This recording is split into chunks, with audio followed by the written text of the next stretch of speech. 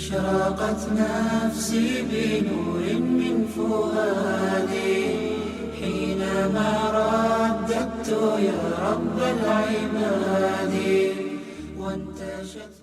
اعوذ باللہ من الشیطان الرجیم.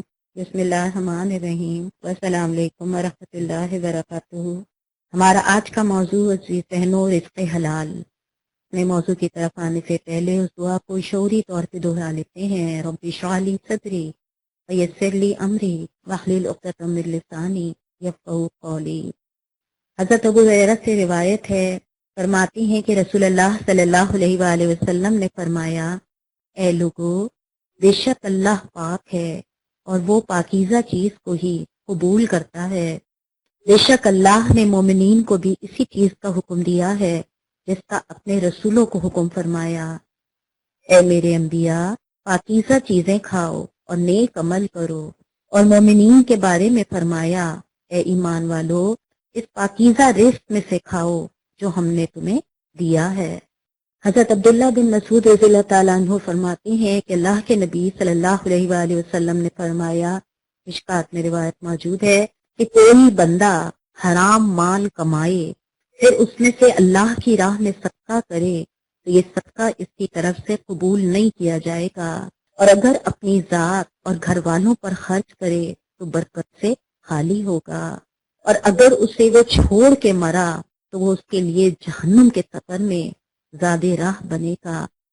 اللہ تعالیٰ برائی کو برائی کے ذریعے نہیں مٹاتا بلکہ برے عمل کو اچھے عمل سے مٹاتا ہے.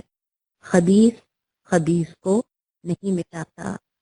الفاظ ایسے ہیں اچھی بہنوں جو صرف کہنے والے نہیں بلکہ سن کے، پڑھ کے، محسوس کر کے غور کرنے والے اور اپنی طرف بار بار توجہ دلانے والے ہیں. کہ کوئی بندہ حرام کمائے اور پھر اس میں سے صدقہ کرے، اللہ تعالیٰ اس کا صدقہ قبول نہیں کرے گا. اسی طرح اگر وہ اپنے ذات اور اپنے گھر والوں پر خرچ کرے گا تو وہ بھی برکت سے خالی ہوگا، اور اگر وہ اسے چھوڑ کر مرے گا تو وہ بھی اس کے لیے جہنم کے سفر میں زیادہ راہ بنے گا. حقیقت یہ ہے کہ کچھ الفاظ ایسے ہوتے ہیں جو اپنے اندر بڑی گہرائی رکھتے ہیں، جو سوچنے اور محسوس کرنے والے ہوتے ہیں. کہ ذرا سوچے تو صحیح کہ اگر اس رزق حلال سے ہٹ کر انسان اس لقمے کی طرف جاتا ہے تو وہ اس کے لیے دنیا میں بھی کس طرح اس کے لیے باعث وبال، اور اس کی آخرت کے لیے بھی کس طرح اس کے لیے باعث وبال. لہٰذا صرف ان الفاظ پہ غور کر لینا ہی انسان کے اندر وہ صلاحیت پیدا کر دے، وہ تفکر پیدا کر دے کہ وہ اپنے اس عمل کا جائزہ لے لے. اللہ کے پیارے نبی صلی اللہ علیہ وآلہ وسلم نے کیسی حسرت ناک مثال اس آدمی کی پیش کری ہے کہ جو لمبا سفر طے کرتا ہے. وہ اچھی بہنوں لمبا سفر نیکی کا اور عبادت کا سفر بھی ہو سکتا ہے جس میں وہ پریشانیاں اور تکلیفیں اٹھاتا ہے، اس کا حلیہ بھی خراب ہوتا ہے، اس کا پورا جسم بھی گرد و غبار میں ہٹا ہوا ہوتا ہے، مگر اس کے حج یا عمرہ جو بھی نیکی کے حصول کے لیے کر رہا ہوتا ہے، اور پھر وہ آسمان کی طرف ہاتھ پھیلاتا ہے اور اپنے رب سے گر گرا کر آگے سے پکارتا ہے کہ میرے رب میری سن لے، میرے رب میری سن لے. لیکن کیا انداز، کیا نقشہ کھینچا گیا ہے جو پیارے نبی نے کھینچا. اس کا کھانا حرام، اس کا پینا حرام، اس کا لباس حرام، جس سے اس کا جسم گوشت بنا ہے، رگ اور پٹھے بنے ہیں، وہ حرام. تو ایسے آدمی کی دعا کہاں سے سنی جائے گی؟ سوچے تو صحیح اچھی بہنوں. اسی طرح اگر وہ مال کے لیے بھی سفر کرتا ہے لیکن اگر وہ سب حرام کا، تو ذرا سوچیں کہ اس سے اس کو کیا حاصل ہوا. اس بات کی اہمیت کو حضرت امام حنیفہ نے بڑے پیارے انداز میں واضح فرمایا ہے. حضرت امام حنیفہ فرماتے ہیں، عبادت کے 100 حصے کر دو، 99 حصہ حلال روزی ہے. یہ سارا علم ان 2 کلموں میں ہے.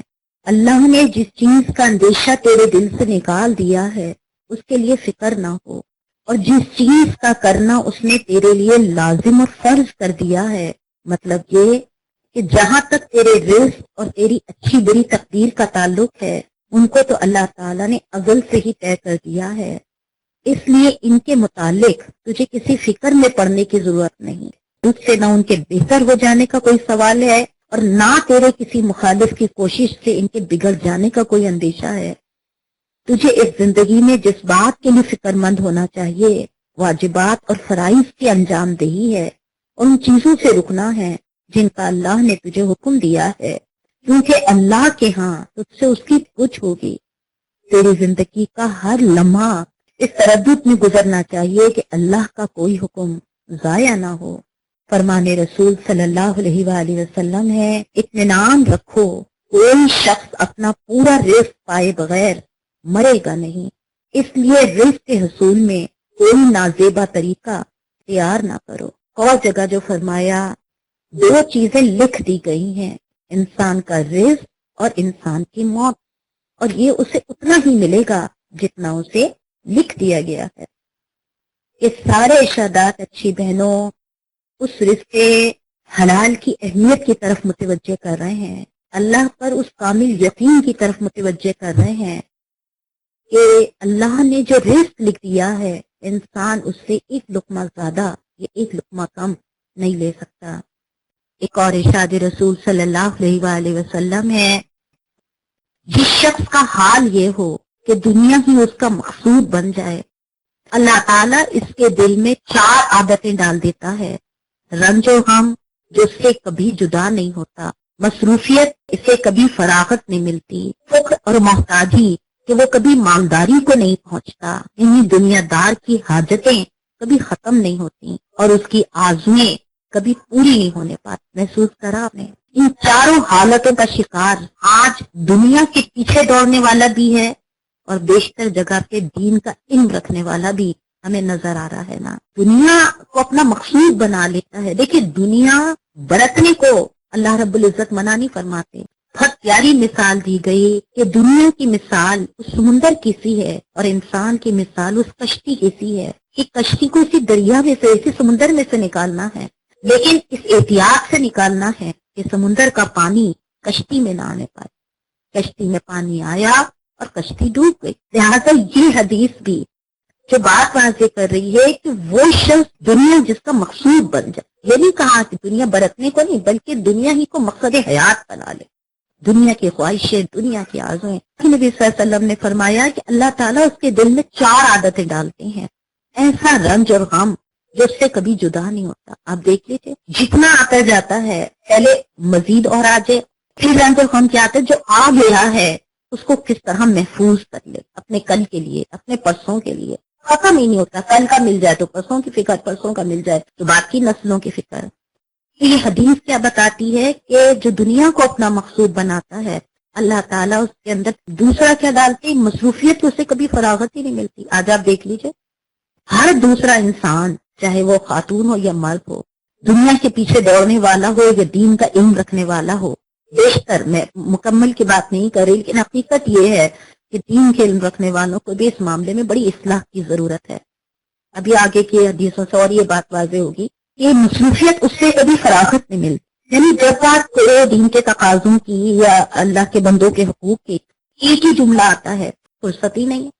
یہ حدیث کیا بتا رہی ہے کہ جب دنیا اس کا مقصد بن جاتی ہے تو پھر اللہ تعالیٰ اس کو ایسی مصروفیات میں گھیر دیتا ہے، اسے فرصت ہی نہیں ملتی، لگا رہتا ہے دنیا کے پیچھے نا، اور پھر اس کی آرزویں، دنیا دار کی حاجتیں کبھی ختم نہیں ہوتی، ضرورت بڑھتی چلی جاتی۔ میں اس کو پڑھتے میں سوچ رہی تھی کہ ہم اگر اپنے پہ رکھ کر دیکھیں، ہم دنیا دار کے معیارات کو جب جانچتے ہیں تو ہم یہ تو دیکھتے ہیں کہ بھئی گھر ایسا ہے یا لباس ایسا ہے، دنیا داری کے والے سے ہم نے بہت سارے پیمانے بنائے ہوئے ہیں جو میں یہ نہیں کہہ رہی غلط ہیں، لیکن اس حدیث میں دنیا داری کا جو پیمانہ دیا ہے وہ یہ ہے کہ اس کی حاجتیں کبھی ختم نہیں ہوتی، یعنی خواہشوں کا مسلسل بڑھتے چلے جانا بھی دنیا داری کی علامت ہے اس حدیث کی روشنی میں۔ اور چوتھا، اس کی آرزویں کبھی پوری ہی نہیں ہوتی، جتنا اللہ تعالیٰ دیے چلا جاتا ہے اتنا اس کی حوث بڑھتی ہی چلی جاتی۔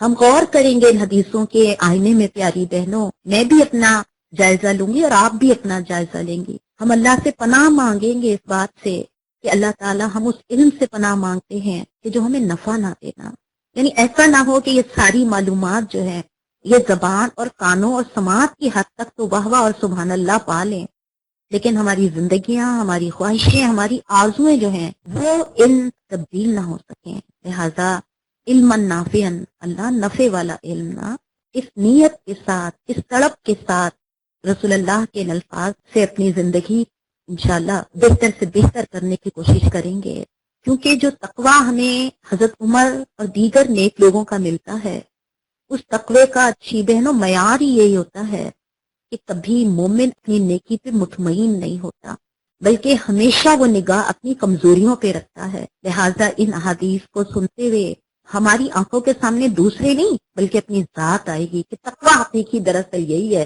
کہ انسان مطمئن اپنی نیکیوں پہ نہ ہو بلکہ فکر مند اپنی اصلاح اور اپنی کمزوریوں پہ رکھے۔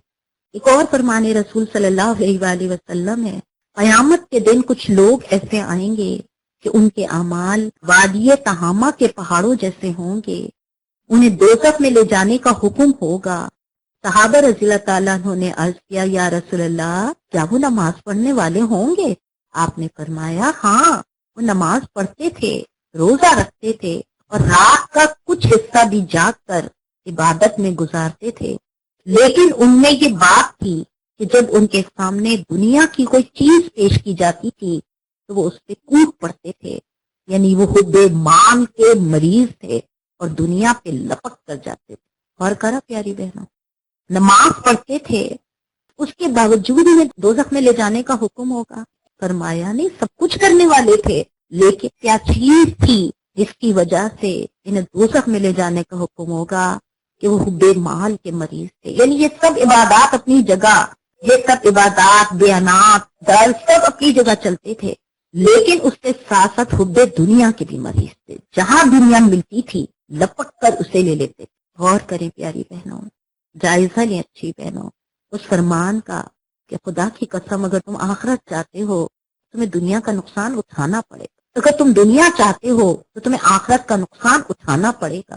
یہ ہو نہیں سکتا کہ دونوں چیزوں کو، دنیا کی محبت بھی لے کے چلو اور آخرت کی دعائیں اور کے دعوے بھی تم رکھو۔ ایک اور فرمان رسول ہے، دنیا کی محبت سے بچو، بڑا ہی فکر انگیز ہے۔ جو شخص دنیا کو آخرت پہ ترجیح دیتا ہے اللہ تعالیٰ اسے 3 چیزوں میں مبتلا کر دیتا ہے، ایسے غم میں جو اس سے کبھی جدا نہ ہو، معاشی فکر میں جو کبھی تونگری میں تبدیل نہ ہو، اور ایسی حرص میں جو کبھی شکمسیر نہ ہونے۔ جو شخص دنیا کو آخرت پر ترجیح دیتا ہے، میں جب یہ پڑھتی ہوں فرمان رسول میں سوچتی ہوں آپ دیکھیے اللہ کے اس احسان کے آگے سر نہیں اٹھا سکتے کہ ایک ایک نقشہ، ایک ایک چیز، امتحان کا ایک ایک سوال، ایک ایک پرچہ کھول کے رکھ دیا ہے کہ کیسے اس چیز کا اندازہ کرو کہ تمہاری ترجیحات میں دنیا زیادہ ہے کہ آخرت زیادہ ہے۔ اس ترجیحات کے تعین کا فیصلہ کسی مسجد کے منبر سے، کسی مدرسے کی صنعت سے، کسی دارالعلوم کے فتوے سے، یہ کچھ لوگوں کے جملوں سے نہیں ہوتا، بلکہ تم خود جائزہ لو کہ تمہاری مصروفیات میں، تمہاری ترجیحات میں دنیا کو آخرت پہ ترجیح دی جا رہی ہے یا آخرت کو دنیا پہ ترجیح دی جا رہی ہے۔ واضح کر دیا کہ جو شخص دنیا کو آخرت پہ ترجیح دیتا ہے اللہ تعالیٰ اسے 3 چیزوں میں مبتلا کر دیتا ہے، ایسا غم جو اس سے کبھی جدائی نہیں ہوتا، ایسی معاشی فکر جس میں کبھی تونگری یعنی کبھی انسان مطمئن ہی نہیں ہوتا، اور ایسی حرص جس سے کبھی پیٹ ہی نہیں۔ میں آپ کے سامنے ارشادات رکھ رہی ہوں، یہ سارے ارشادات دراصل اس راستے کی، اس حلال رزق کے راستے کی رکاوٹیں ہیں۔ جب تک ہم اس رکاوٹوں کو دور نہیں کریں گے ہم حلال رزق کی نعمت سے فیضیاب نہیں ہو سکیں گے۔ اللہ کے رسول صلی اللہ علیہ وآلہ وسلم نے فرمایا ابن آدم کا حق صرف 3 چیزوں پہ ہے، اتنا کھانا جس سے کمر سیدھی ہو سکے، اتنا کپڑا جس سے اعضاء چھپائے جا سکیں، اور ایسا گھر جس میں رہائش اختیار کی جا سکے۔ اس سے زائد کا محاسبہ ہوگا۔ جو شخص گناہ، رشوت، لوٹ مار، سود، ذخیرہ اندوزی، بلیک مارکیٹنگ وغیرہ کے ذریعے مال حاصل کرے، پھر اس سے صلہ رحمی کرے یا صدقے میں خرچ کرے یا اللہ کے راستے میں خرچ کرے تو اللہ ان سب کو قیامت کے دن جمع کر کے دوزخ میں ڈال دے۔ اس سے پہلے جو میں نے آپ کے سامنے حدیث پڑھی، گناہ، رشوت، لوٹ مار، سود، بہت سارے طریقے اچھی بہنوں اس حلال کے راستے میں رکاوٹ بنتے ہیں، جس میں سے چند تو جیسے رشوت ہے، لوٹ مار ہے، ذخیرہ اندوزی ہے، سود ہے، اس کے علاوہ ایک دوسرے کا حق مارنا ہے۔ ہر وہ حب مال دوسرے کے حق پہ مار کے جب اختیار کیا جاتا ہے تو دراصل وہ حرام کے زمرے میں چلا جاتا ہے، یا ورثے کے مال کو تقسیم نہ کرنا، یہ سب بھی اچھی بہنوں اسی حرام کے زمرے میں آتا ہے۔ ایک اور ارشاد رسول ہے، جو شخص اپنے نفس سے ایک دروازہ کھولتا ہے اللہ تعالیٰ اس پر محتاجی کے 70 دروازے کھول دیتے ہیں۔ جو شخص یہ پرواہ نہ کرے کہ اس نے مال کہاں سے کمایا ہے تو اللہ تعالیٰ کو یہ پرواہ نہیں کہ اسے کہاں سے دوزخ میں داخل کر۔ کیسے الفاظ ہیں اور کیا ہماری فکر زندگی ہے، جو ہم سمجھتے ہیں کہ صرف ایک مردوں کا شعبہ ہے، لیکن پیاری بہنوں آپ سب نے اللہ کے نبی صلی اللہ علیہ وسلم کے فرمان کے مطابق وہ 5 سوال جن کا جواب دیے بغیر انسان اللہ کے آگے سے ہٹ نہیں سکے گا، اس میں ایک سوال مال کہاں سے کمایا، مال کہاں خرچ کرا، جوانی کہاں لگائی، زندگی کہاں گزاری، اور جو علم حاصل کرا اس پہ کتنا عمل کرا۔ عزیز بہنوں یہ 5 سوال ہر مرد اور عورت کو یہ خبردار کرتے ہیں کہ وہ اللہ کے ان سوالوں کے جواب دیے بغیر ہٹ نہیں سکے گا۔ وہاں پہ ہم خواتین ہم یہ سوچتے ہیں بھئی یہ رزق حلال تو مردوں کا شعبہ ہے، لیکن آپ یہ دیکھیے یہ 5 سوال مجھے اور آپ کو بتا رہے ہیں کہ مال کہاں سے کمایا اور مال کہاں خرچ کرا، مرد اور عورت یکساں کھڑے کیے جائیں گے۔ لہٰذا ہمارا یہ کہہ دینا کہ یہ تو مردوں کا معاملہ ہے، ہم اپنے آپ کو بچا نہ سکیں گے، بلکہ اللہ کے نبی صلی اللہ علیہ وسلم کے الفاظ نے ہمیں پہلے ہی سمجھا دیا کہ دیکھو تم سے اللہ کے ہاں ان چیزوں کے بارے میں سوال ہوگا۔ غور کرا آپ نے اہدنا الصراط المستقیم والوں کے لیے بڑی بہترین رہنمائی ہے ان الفاظ میں۔ ایک ایک لفظ ایسا ہے جو ہدایت کے راستوں کے نشانات واضح کر رہا ہے۔ جو شخص یہ چاہتا ہے کہ زندوں میں شمار ہو اسے چاہیے کہ اپنے دل میں لالچ کو جگہ نہ دے، اس لیے کہ جس دل میں لالچ کا بسیرا ہوگا وہ دل مردہ اور خیر سے خالی ہو، اور اس دل پہ مہر لگ جاتی ہے، اور اس مردہ دل کا ہدایت کی طرف آنا ناممکن ہو جاتا ہے۔ کیا بات واضح ہوئی اچھی بہنوں کہ دراصل دنیا کی خواہشات کی کثرت انسان کو جس ہوس کی طرف لے جاتی ہے اس سے انسان کے اخلاق، انسان کے معاملات، ہر چیز پہ اس کا اثر پڑ رہا ہوتا ہے۔ رزق حلال خیر لاتا ہے، ہمدردی لاتا ہے، محبت لاتا ہے، اور رزق حرام اور دنیا کی ہوس جو ہے وہ اپنے اندر خود غرضی لاتی ہے، نفرت لاتی ہے۔ ہم اپنے معاشرے کی جو حالت دیکھ رہے ہیں اس کے اسباب ان الفاظ کی روشنی میں، لہذا کیا کریں، دنیا کی ہوس جو ہے اپنے گھر والوں کو بچانے کے لیے، ان کی تربیت کے لیے تمام اہل خانہ مل کر کچھ معیارات طے کر لیں کہ اگر اللہ نے رزق فراوانی سے دیا ہے تب بھی ہم اس دائرے سے آگے نہیں بڑھیں گے، بلکہ ضرورت سے زائد مال اقامت دین اور غربا کی ضرورت پہ خرچ کر کے آخرت اور جنت میں بڑا سا گھر حاصل کرنے کی کوشش کریں گے۔ حقیقت یہ اچھی بہنوں توازن ہونا چاہیے نا۔ مجھے اللہ کے نبی صلی اللہ علیہ وسلم نے فرمایا کہ عقل مند مومن جو ہوتا ہے وہ اپنے اوقات کے ایک متوازن حصے کرتا ہے نا، ایک حصہ اپنی جان پہ لگاتا ہے، ایک حصہ اپنی گھر کی ذمہ داریوں پہ لگاتا ہے، اور ایک حصہ جو ہوتا ہے وہ اللہ اور اس کے دین اور اس کے بندوں کے لیے لگاتا ہے۔ پھر اس کے بعد جو آخری چیز ہے اچھی بہنوں شکر گزاری اپنے اہل خانہ کی تربیت میں۔ اس شکر گزاری کے لیے صرف دعائیں ہی کافی نہیں ہیں۔ اگر تم شکر گزار بنو گے تو میں تم کو اور زیادہ نواز دوں گا، اور اگر کفران نعمت کرو گے تو میری سزا بہت سخت۔ اس شکر گزاری کی کیفیت کے لیے پیاری بہنوں کیا کریں، کبھی کبھی اپنے بچوں کو کوڑے کے ڈھیر سے کھانے کی اشیاء جو بچے اٹھا رہے ہوتے ہیں وہ دکھائیں۔ پیارے نبی صلی اللہ علیہ وسلم نے فرمایا اپنے سے نیچے لوگوں میں بیٹھو تمہیں تمہارے اندر شکر پیدا ہوگا۔ دنیا میں اپنے سے نیچے دیکھو، دین میں اپنے سے اوپر دیکھو، جس کو ہم نے بالکل ہی پلٹ۔ ہم بچوں کو دنیا کی بہتر سے بہتر سہولیات دینے کی کوشش کرتے ہیں، میں یہ نہیں کہہ رہی مرد ہیں، لیکن اس کے باوجود آپ یہ دیکھیے کیا اندر احساس ہوتا ہے یہ نہیں ہے وہ نہیں ہے، یہ نہیں ہے وہ نہیں ہے۔ لیکن کبھی ایسا ہو کہ ہم اپنے بچوں کو اپنی اس نسل کے اندر شکر گزاری کی کیفیات پیدا کرنے کے لیے ان سے نیچے مناظر کا مطالعہ کروائیں، ان سے نیچی جگہوں پہ لے کے جائیں۔ عینی مشاہدہ جو انسان کی تربیت کراتا ہے وہ خالی الفاظ نہیں کراتے، لیکن یہ تو جب ہی ہوگا نا اچھی بہنوں جب ہم خود اپنے لیے بھی شکر گزاری کے جذبات، جب تک اچھی بہنوں اپنے گھر کے اہل خانہ کی تربیت میں، اور یہ مسلسل کرنے والا اللہ رزق استعمال کو منع نہیں کرتا، لیکن زبان کے مزوں میں ہی لگے رہنا۔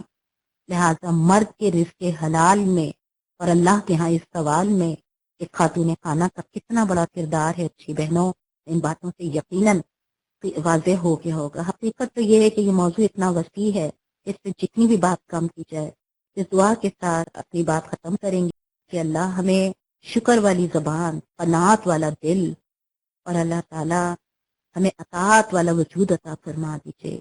ایمان اچھی بہنوں قناعت کا دوسرا نام ہے۔ دنیا کی خواہشوں میں جب ہمارے پیارے نبی صلی اللہ علیہ وسلم جیسے یہ دعا مانگا کرتے تھے، حالانکہ ان کا طرز زندگی کیا تھا ہم سب جانتے ہیں، تو پھر ہم کو تو اپنی طرز زندگی پہ توجہ دینے کی کس قدر ضرورت ہے۔